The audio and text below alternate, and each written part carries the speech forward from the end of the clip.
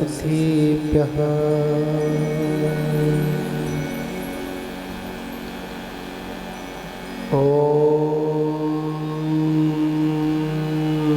नमः सिद्धिभ्यः।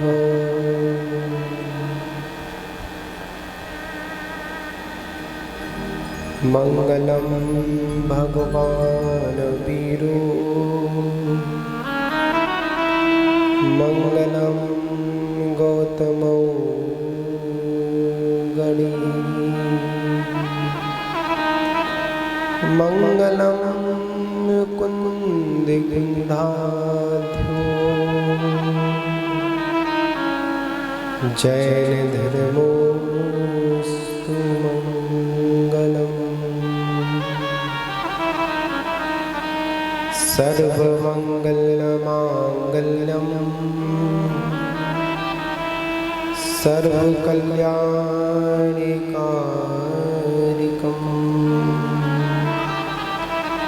प्रधानामि सर्वधर्माणां जैनं जयतु साशिनम् जैनं जयतु साशिनम्। अनंतानंत सिद्धि परमेष्टि भगवान की, प्रथम तीर्थंकर आदिनाथ भगवान की, महावीर भगवान की, परम पूज्य तपस्वी सम्राट आचार्य गुरुदेव श्री सन्मति सागर जी गुरु महाराज की जय हो। परम पूज्य परंपराचार्य श्री 108 सौभाग्य सागर जी गुरु महाराज की जय। अहिंसा मही विश्व धर्म की जय। बोलिए परम पूज्य सुरक्षाचार्य महाराज की, समस्त मुनि संघ की। मन बाबू,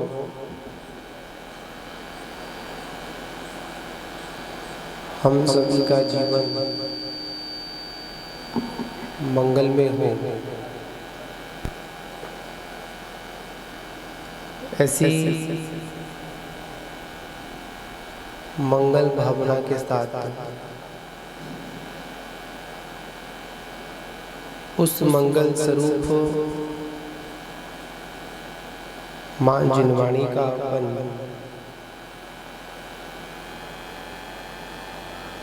रसोस्वादन करते हैं।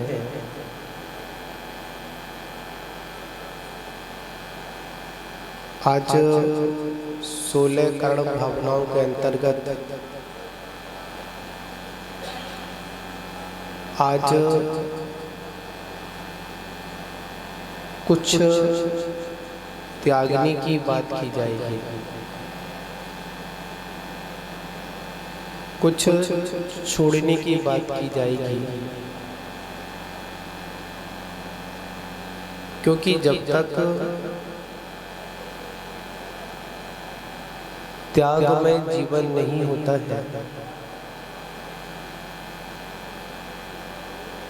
तब तक हमारा जीवन भी ऊपर की ओर नहीं उठ पाता है।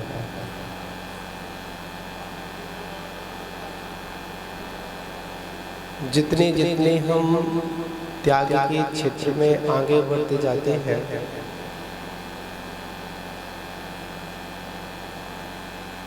उतना हमारे अंदर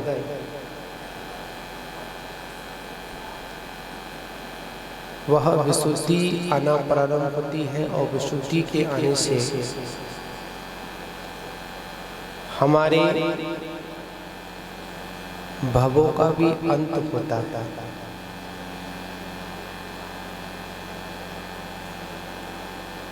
एक लाइन पढ़ने में आई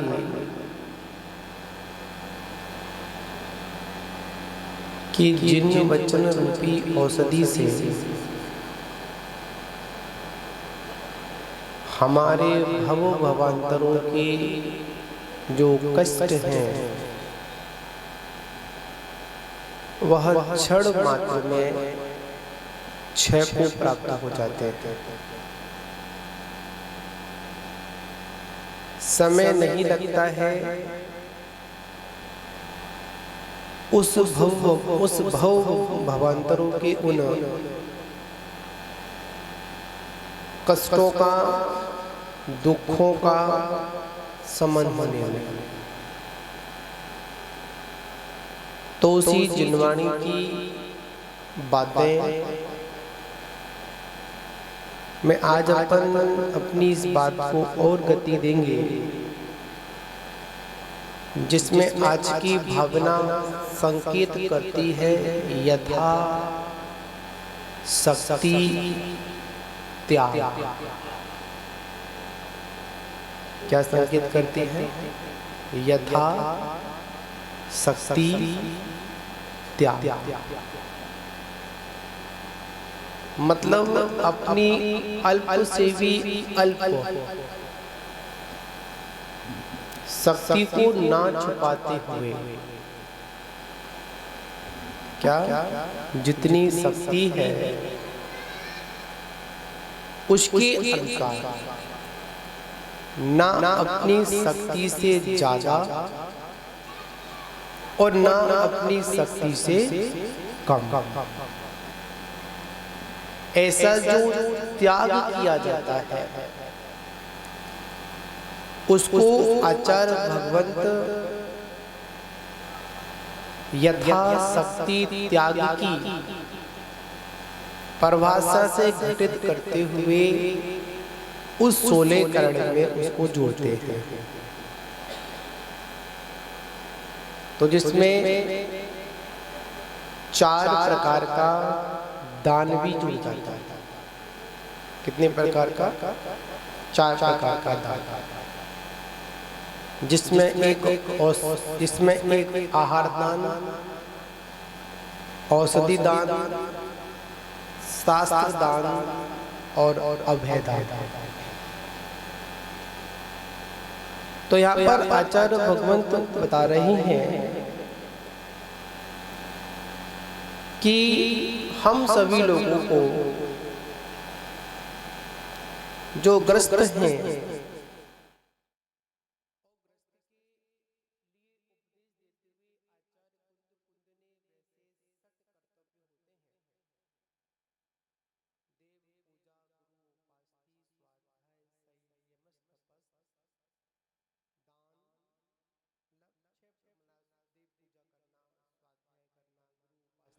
संयम, तप, दान, जो श्रावण के 6 कर्तव्य है, उन 6 कर्तव्यों में मुख्यता से आचार्य कुंद देव स्वामी ने 2 प्रकार के कर्तव्यों का विशेष रूप से निर्देश दिया।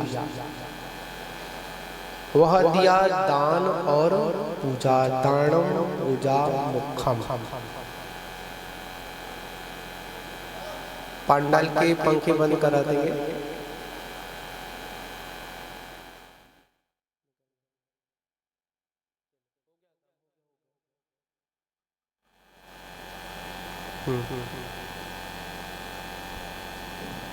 क्या था? दान की बात चल रही थी। उस दान में भी क्या आया? पहले दानम पूजा मुख्य, पहले दान को ही मुख्य लिया। दानम पूजा मुख्य श्रावक का कर्तव्य है। क्या? चारों प्रकार के जो दान हैं उनको सर्वप्रथम देना, जिसमें मुख्यता से कौन सा दान आता है? आहार दान आता है। और दान किसको दिया जाता है? दान किसको देते हैं? सुपात्र को देते हैं। अब सुपात्र से मतलब क्या? जो सम्यक दृष्टि है, जो मोक्ष मार्गी है, उन्हें क्या कहते हैं? सुपात्र कहते हैं। और पात्र किसे कहते हैं? जो सामान्यता से अपना जीवन व्यतीत कर रहे हैं, संसारी जीवन को अपन पात्र कह देते हैं। तो अपन यहाँ पर सुपात्र की ही बात करेंगे। वो सुपात्र से की जो परिभाषा है, उससे हटकर जो लोग होते हैं वो ऑटोमेटिक सुपात्र का विपरीत कर देते। तो क्या हो जाता है? कुपात्र हो जाते हैं। सुपात्र को दान देने से उत्तम फल की प्राप्ति होती है। कैसे होती है? सुपात्र को अगर दान दिया तो किसकी प्राप्ति होती है? उत्तम फल की प्राप्ति होती है। अब उत्तम फल में क्या आता है? अगर इस संसार में अगर कोई उत्तम है, सर्वश्रेष्ठ है, अगर कोई फल कौन सा है तो वो स्वर्ग आदि का फल नहीं, वो तो मोक्ष आदि का फल है। उत्तम तो वही लगाते हैं और उसके नीचे सारे उसके अंतर्गत उसमें आ जाते हैं। जो जो जीव दान देते हैं और जिन जिन जीवों ने दान दिया, और किसको दिया? सुपात्र को दान दिया, या फिर सुपात्र को दान की जिन्होंने अनुमोदना की, उन सभी जीवों के जीवन के अगर उन बीते हुए पलों को देखा जाए, जीवन चरित्र को अगर उठाकर देखा जाए, तो जिन जिन लोगों ने मुनि मतलब सुपात्र के दान की अनुमोदना की, उन जीवों का मोक्ष मार्ग प्रशस्त हुआ। आज हम इस जनालय में बाहुली भगवान की विशालतम इस प्रतिमा को देख रहे हैं, और इसकी अगर इस प्रतिमा तो है, अगर हम इनके बाहुली भगवान के जीवन चरित्र को देखें तो इन्होंने भी पूर्व पर्याय में क्या किया था? सुपात्र की दान की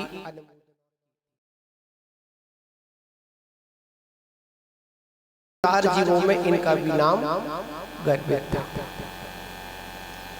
बहुत लोग ऐसे होते हैं, हम दान नहीं देंगे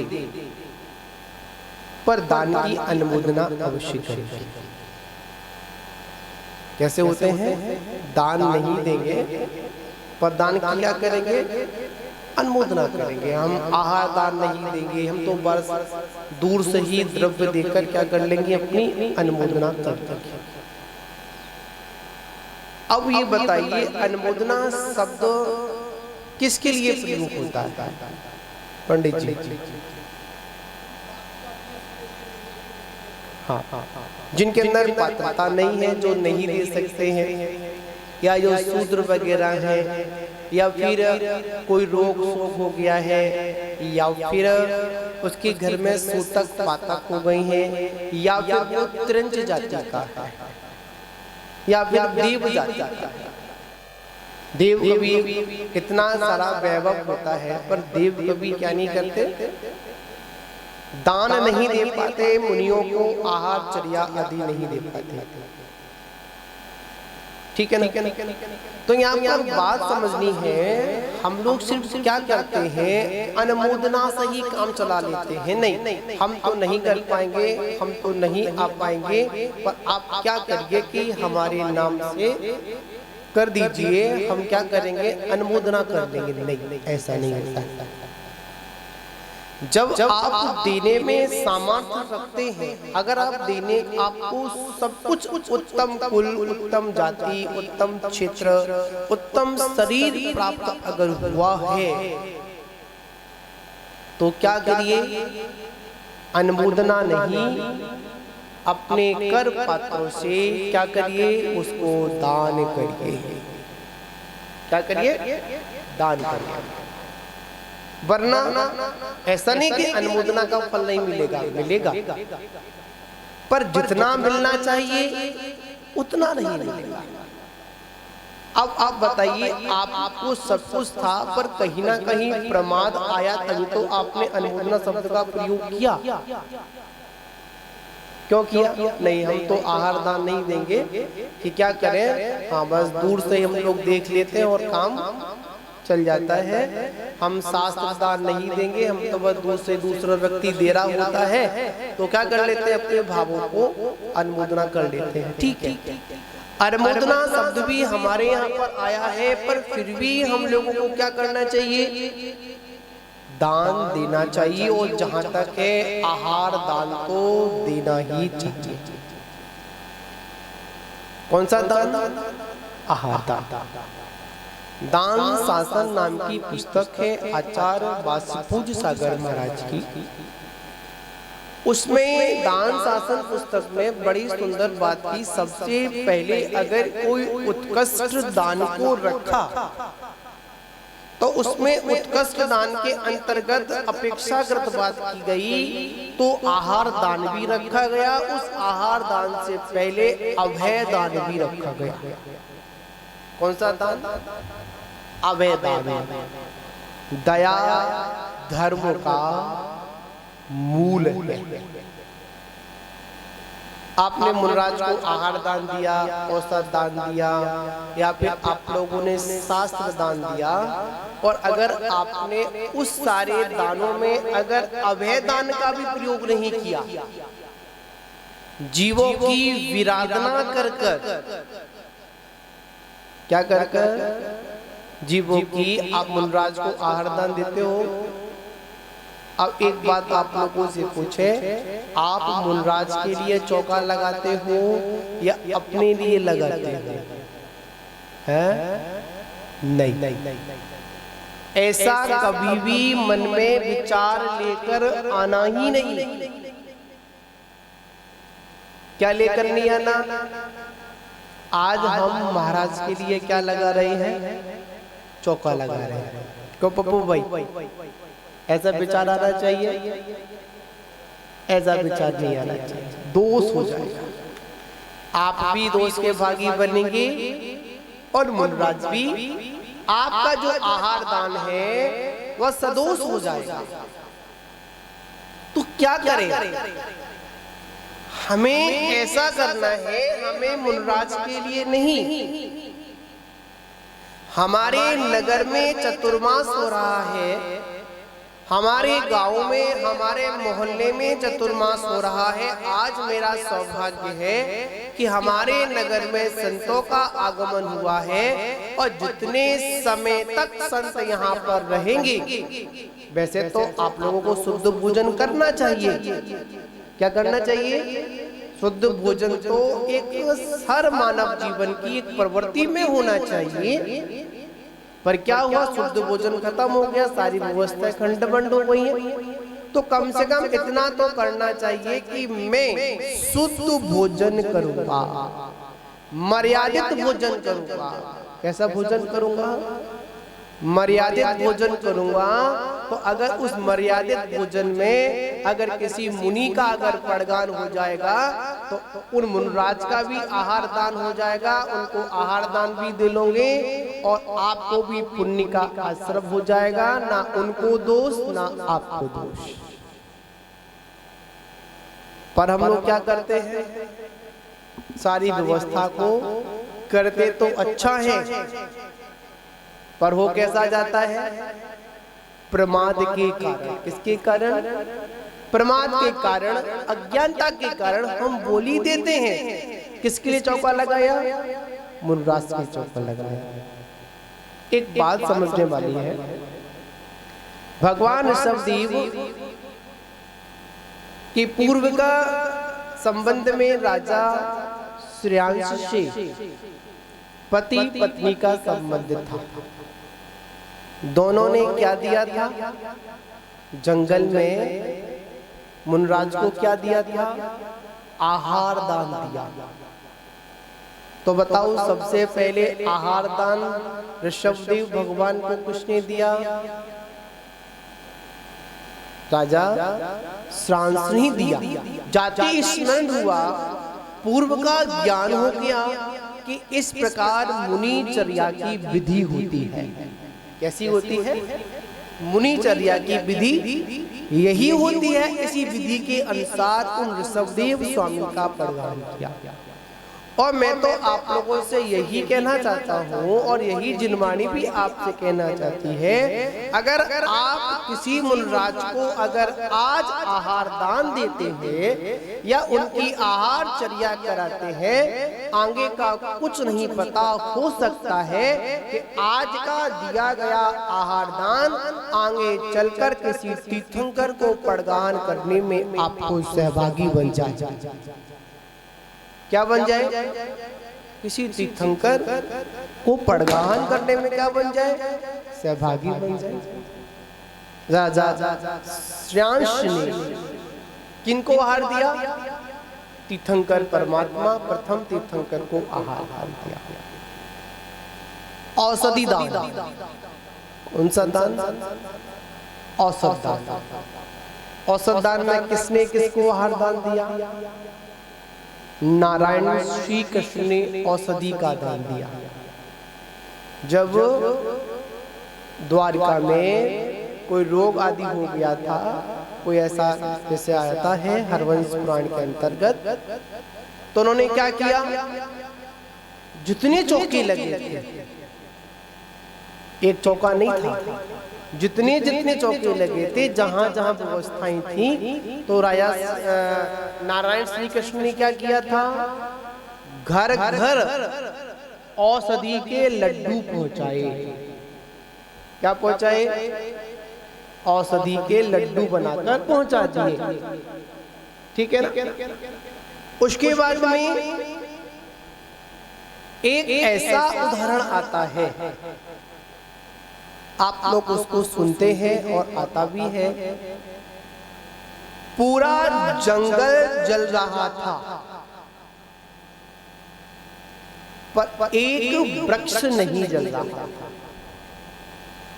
क्या, पूरा जंगल जल रहा था, एक वृक्ष नहीं जल रहा था। तो वहीं पर एक ग्वाला, कौन सा था, कौंडेश ग्वाला, कौन सा था, कौंडेश ग्वाला था। उसने क्या किया, सोचने लगा कि पूरे जंगल में आग है, पर इस वृक्ष में आग नहीं है। तो वहां जाकर देखा, उस पेड़ के खोखे में क्या था, शास्त्र विराजमान थे।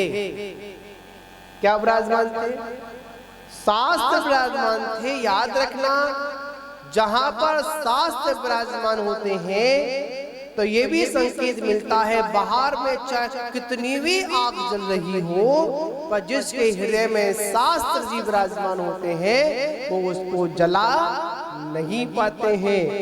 उसने देख लिया ये शास्त्र जी का अत से, तुरंत उसने शास्त्र को लिया और किसको भेंट कर दिया, एक मुनराज को भेंट कर दिया, ज्ञानार्जन किया। आगे चलकर वो कौन बन गए, कुंद कुंदाचार बन गए। किससे, शास्त्र दान के प्रभाव से। एक आता है अभयदान। अभयदान में कौन हुए, एक सूगर। ये तो बाल बोध की क्लास की बातें हैं। सूगर को सिद्ध हुआ, जंगली है, जंगली सूगर था। पूर्व के बैर के कारण एक मुनराज ध्यान कर रहे थे, तो एक सिंह उन मुनराज को मारने के लिए, उनको उपसर्ग करने के लिए उनके ऊपर जैसे ही आया, तो वहां पर सूगर भी था। तो मुनि रक्षा के प्रभाव से, किससे, मुनि रक्षा के प्रभाव से सिंह में और सूगर में आपस में क्या हुआ, झगड़ा हुआ। तो उसने अपने प्राणों को गंवाकर भी, इधर शेर भी मृत्यु को प्राप्त हुआ, वो भी हुए। मुनि रक्षा के प्रभाव से, अभय दान के प्रभाव से वही कहां पर, स्वर्ग में जाकर देव हुआ। महान बाबू, दान की बात है, त्याग की बात है। और आज के समय में किसी से दान की और त्याग की बात कर दी जाए, तो व्यक्ति ये कहता है कि हमारी ऊपर जाने कितना बड़ा क्या आ गया, पहाड़ सा गिर गया। बड़े सोचने समझने की बात है। अगर आप लोगों से कह दिया जाए कि शांतिनाथ महामंडल विधान करा लो, बहुत लोग तो यही सोचते, महाराज तो बस दान की बोलते रहते हैं, पंडित जी विधान की बोलते रहते हैं। सोचने समझने वाली बात है। एक छोटी सी दान राशि में तो संभव भाई, एक छोटी सी दान राशि में अगर हम आपको परमात्मा से जुड़ने का अगर प्रयास कर रहे हैं और दान राशि का मात्र एक सहयोग व्यवस्था है, मेन उद्देश्य तो क्या है? ऐसे बहुत लोग हैं जिनके पास बहुत पैसा है, बहुत दौलत है, बहुत शोहरत है, पर दान देने के नाम में, जिन्होंने 12 खड़ी के अंदर दा तो सुना ही नहीं, दा की 12 खड़ी तो निकाली दी। क्या सीखा है? ला सीखा है। लाला क्या सीखता है? ला। दा तो कभी सीखता ही नहीं। एक ऐसे ही एक कहानी, एक उदाहरण आता है। एक सज्जन थे और नगर सेठ थे, तो उन्होंने क्या सीखा था? ला सीखा था। लाला का ला सीखा, दा तो सीखा ही नहीं था उसने। तो हुआ ये, एक दिन वह सेठ नदी में नहाने गया था और जब नदी में नहाने गया तो नदी में डूब गया। क्या हुआ? सेठ था, डूब गया। और जब डूबा तो हाथ ऊपर कर रहा था, बचाओ बचाओ बोल रहा था। लोग बचाने के लिए गए, तो वहां जाकर उन्होंने सेठ से कहा कि सेठ जी अपना हाथ मुझे दो।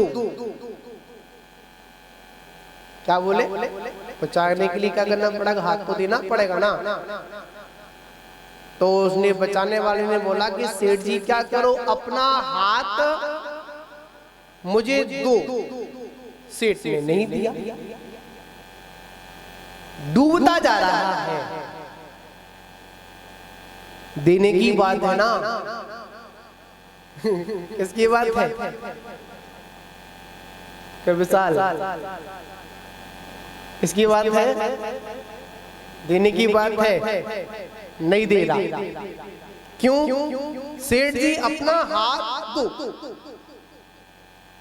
डूबने को तैयार है, हाथ देने को तैयार नहीं है। बगल में सज्जन खड़े थे, उन्होंने कहा ये सेठ है, इनसे हाथ देने की मत, इनसे हाथ देने की मत बोलो, इनसे बोलो कि मेरा हाथ लो। क्या लो? मेरा हाथ लो।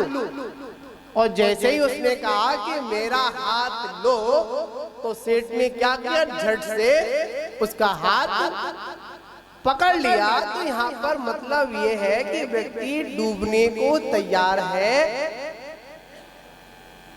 पर दा शब्द छोड़ने को तैयार नहीं। महानुभावों, ये दान का महत्व है।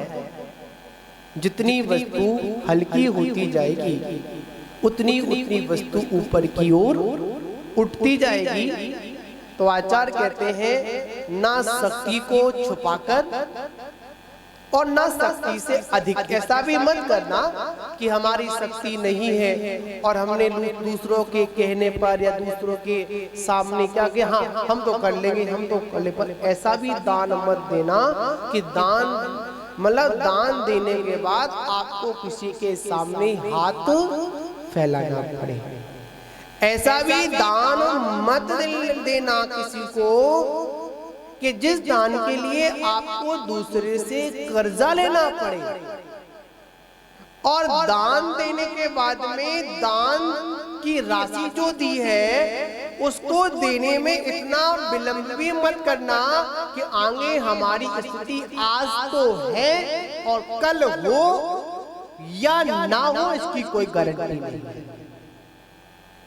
कहा जाता है कि जितना समय और जहां तक तो ऐसा होना चाहिए, इधर दान की राशि बोली जाए और उधर दान को तुरंत दे देना चाहिए।